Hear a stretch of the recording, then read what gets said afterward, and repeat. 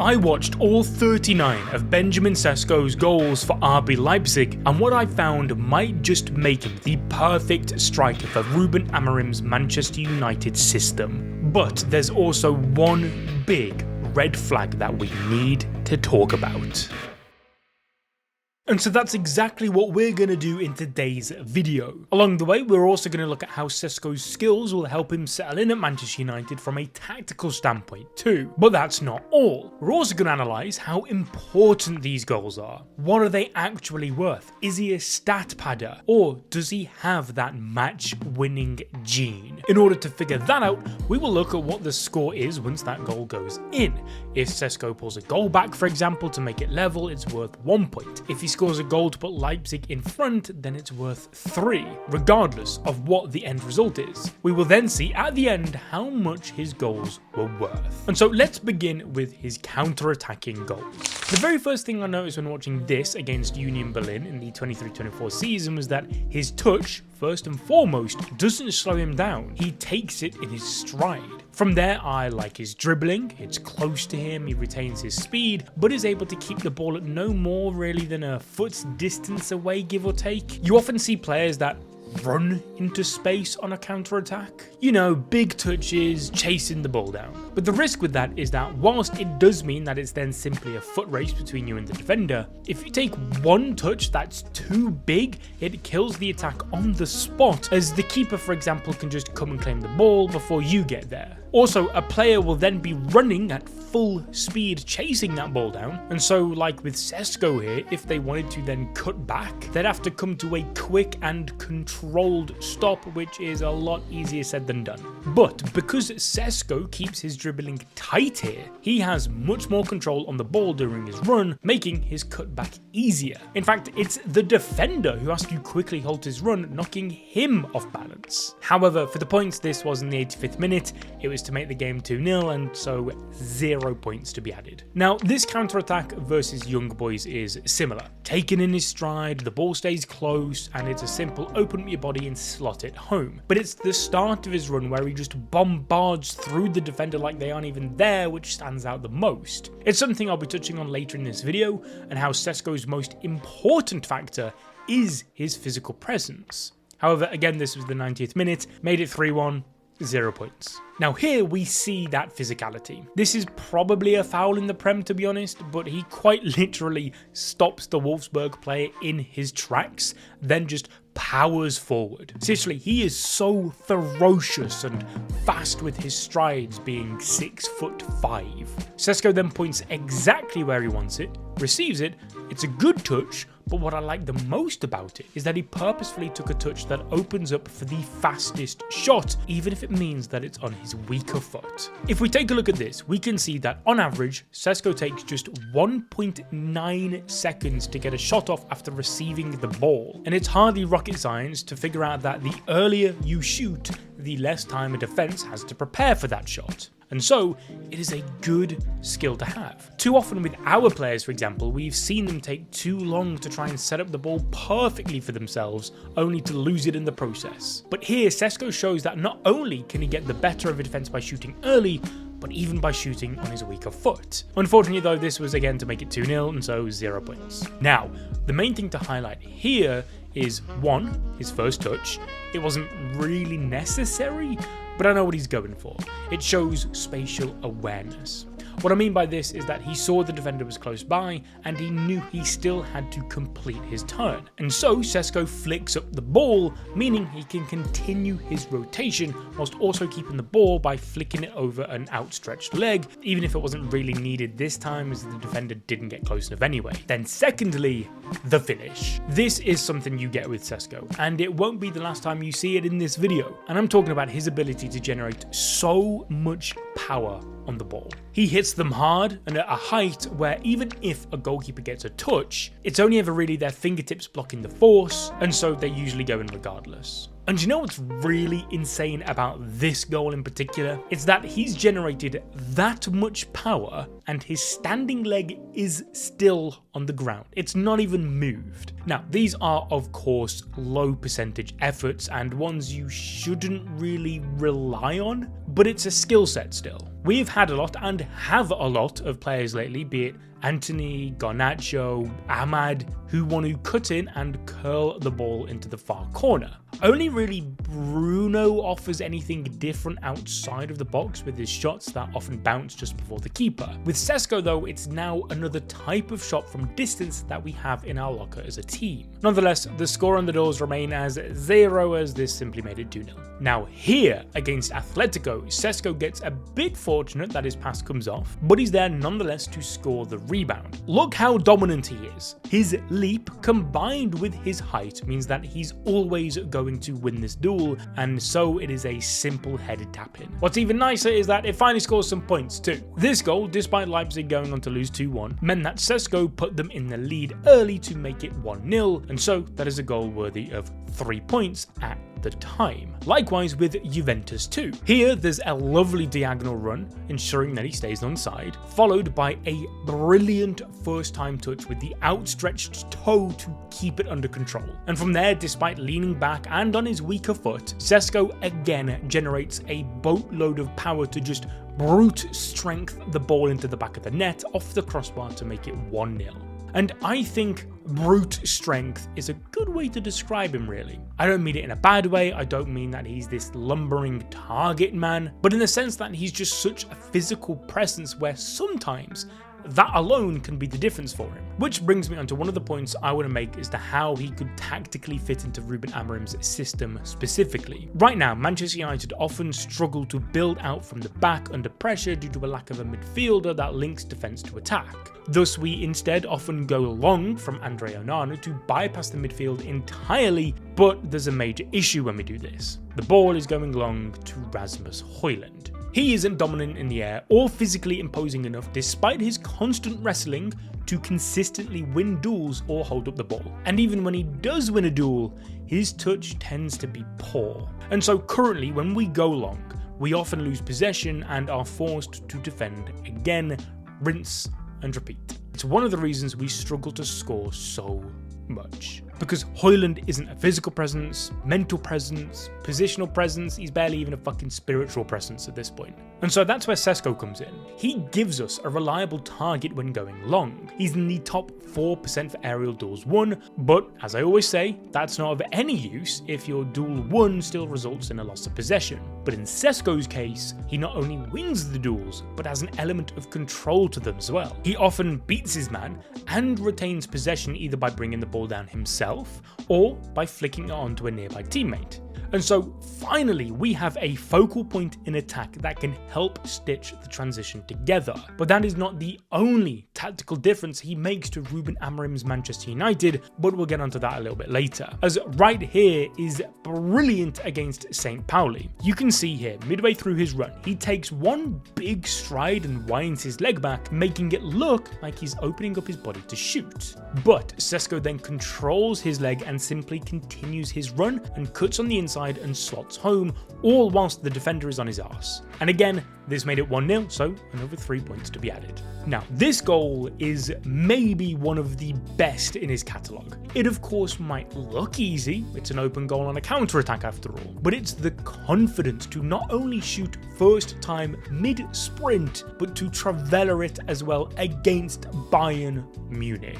It is marvellous, and like I said, it shows confidence, and I think that's something he's let naturally grow into his game, and it's smart of him to do that. He's had the opportunity to join big clubs, including us, in the past, but has spoken about the importance of being ready for a big move like that, which is why he stayed on at Leipzig. But the fact that he now believes he's mentally ready for that next step, I think is summed up perfectly by the fact that that will likely be his last goal for the club. A goal, by the way, which put his team 1-0 up.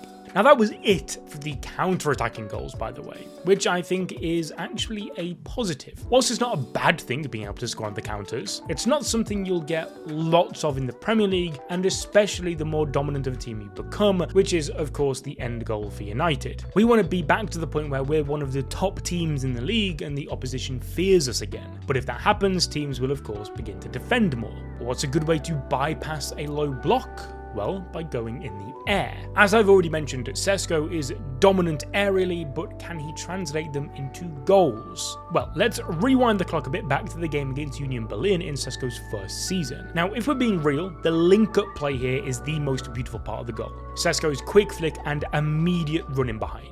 But don't get me wrong, it's a brilliant header as well. It fits into the taking shots early thing that I mentioned before. A lot of strikers would have wanted to either shoot on the volley or even take a touch here. However, by using his head, Sesko is able to catch the keeper in no man's land, and thanks to his brute strength, he's able to get the power needed to take the ball over the keeper. Nonetheless, this was to make it 3-0 late in the game, and so 0 points. The same can't be said for this one though. However, whilst this did make the score 2-1, I have to say I think it's more due to poor defending as opposed to anything else. I do not know why Sesko is being left alone on a corner there.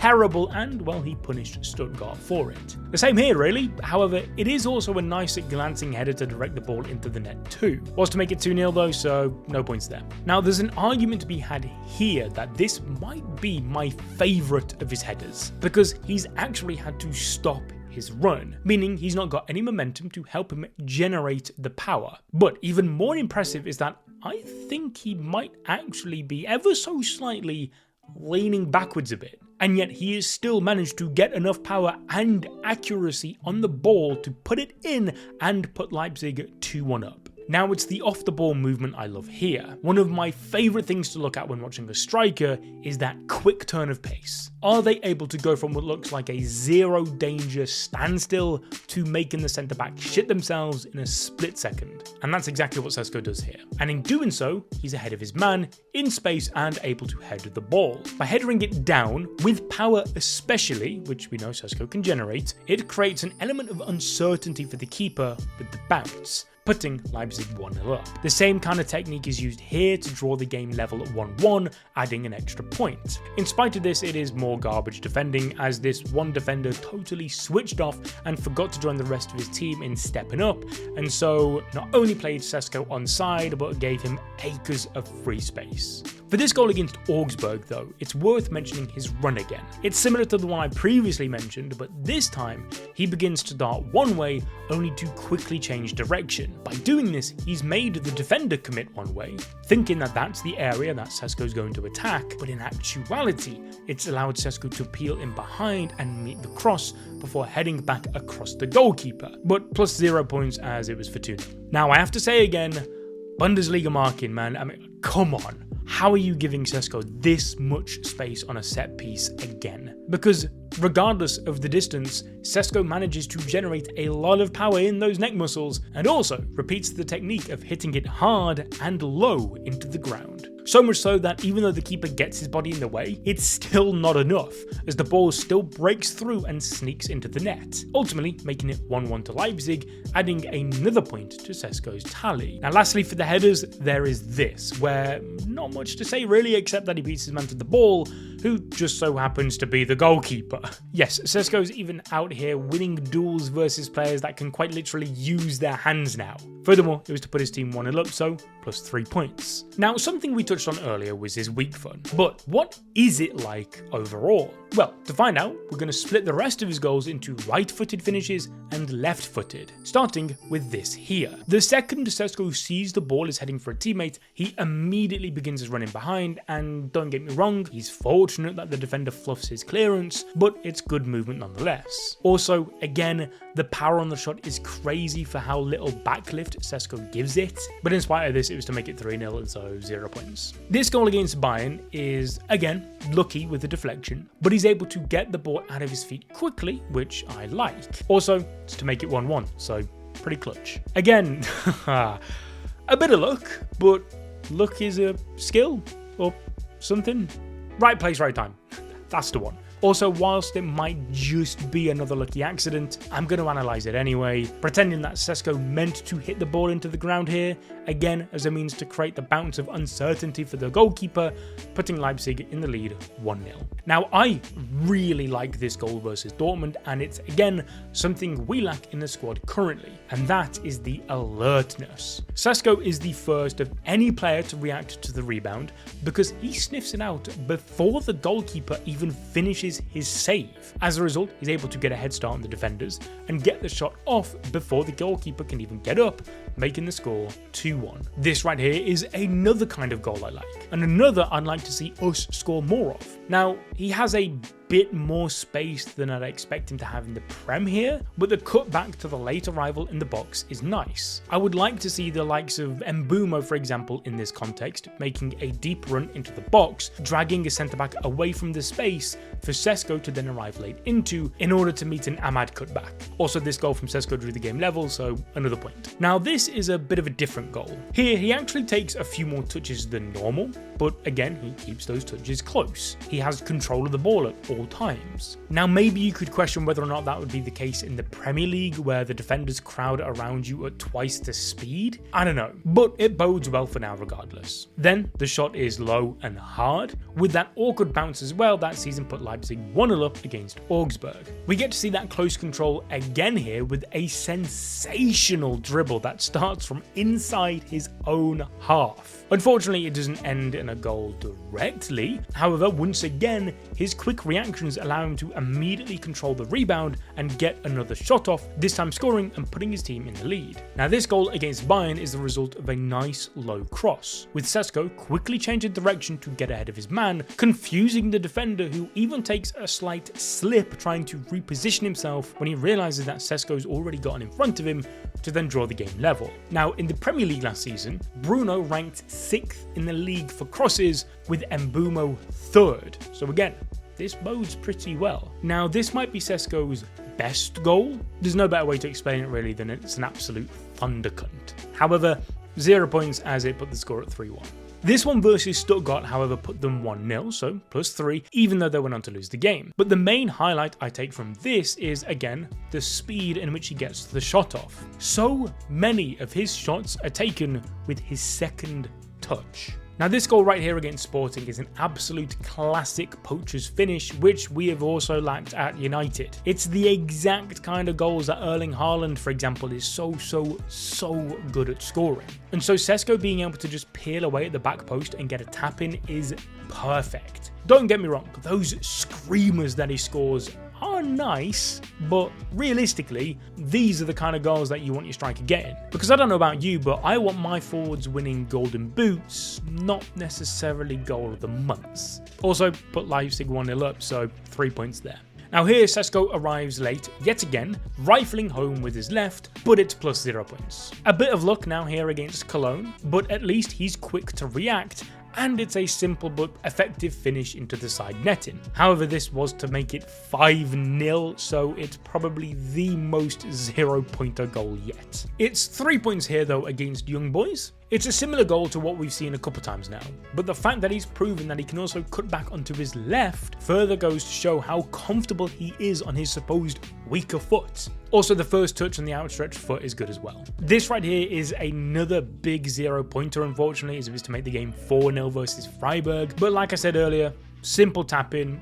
We take those all day. Here, Sesko puts his team in the lead versus Dortmund with yet another example of the power he can generate, regardless of it being his weak foot. But it's this next goal that brings me on to another tactical implementation for Sesko in Rúben Amorim's Manchester United. You can see how he starts his run out wide here, in the channel. Like I said, he's not just a target man because he's 6'5". Rather, he would prefer to run in behind. And so at United, I could see him being asked to target the channels. That's the space between the centre-back and the full-back. And so when Sesko darts into that zone, a few things can happen. One, a centre-back gets dragged wide to track him, opening up the gaps in the middle for the two number 10s, be it Cunha or Mbeumo. But that's not all. If you can target the opposition full-back with a 1v1, you can almost guarantee it's a battle that Sesko will win every time. Because unless he's up against a Guardiola, for example, most fullbacks in the league will be weaker and smaller and not built to duel with someone like Sesko.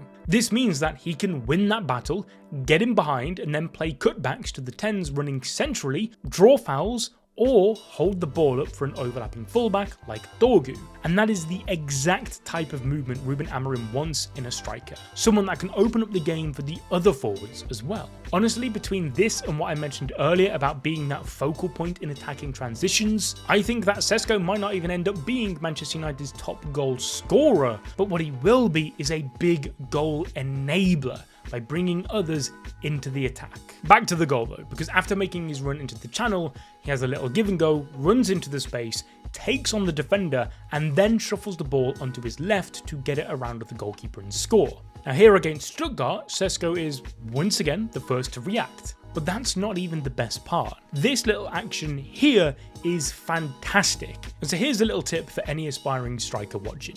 Don't look at the goalkeeper. I know it sounds crazy, but if you look at the keeper, you are more likely to shoot at him. It's why they like to make themselves big, why they get in your face, why they wear neon coloured kits a lot of the time, because they want to be what your mind subconsciously focuses on. And so how do you go about fixing this? Well, you give your mind a different target, something which can't purposefully distract you, the ball. And so what Sesko does is he takes a quick glance at the keeper to see which area of the goal is most free. He then locks eyes onto the ball and doesn't take them away. As a result, all he has to focus on is putting the ball in the space he saw before and doesn't have to care about what the goalkeeper's doing at all, just the ball. As a result, he puts his team 2-1 up. Now, these remaining 4 goals were all penalties. Right now, for players when it comes to scouting, I'm trying not to take too much notice of them. We've got Bruno, and so Sesko's barely going to take any penalties, but at least he's good at them. It's handy for any cup competitions where maybe we're taking the pens, I guess.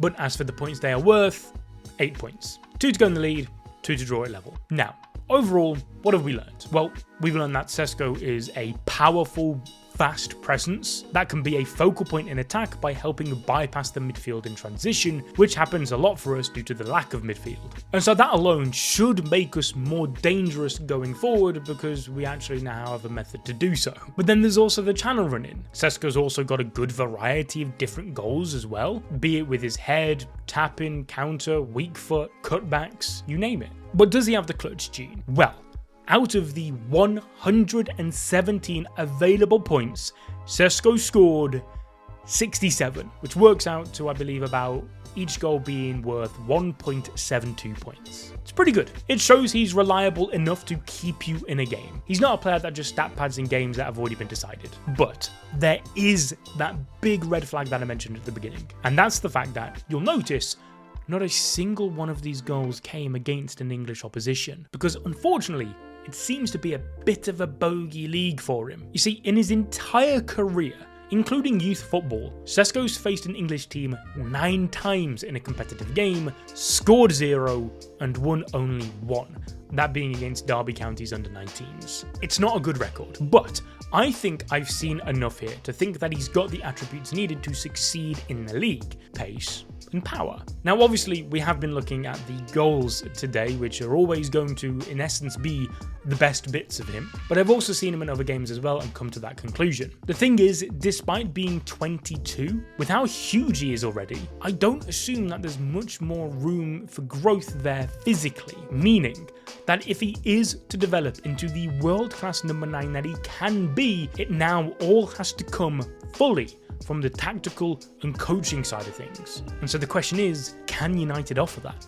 I mean, I certainly hope so, but what do you think? For the price we've paid, is Sesko the man? Let me know in the comment section down below. Also, make sure you leave a like on this video, subscribe if you're not already, ding that notification bell, and whilst you're here, you may as well check this video out on your screen right now.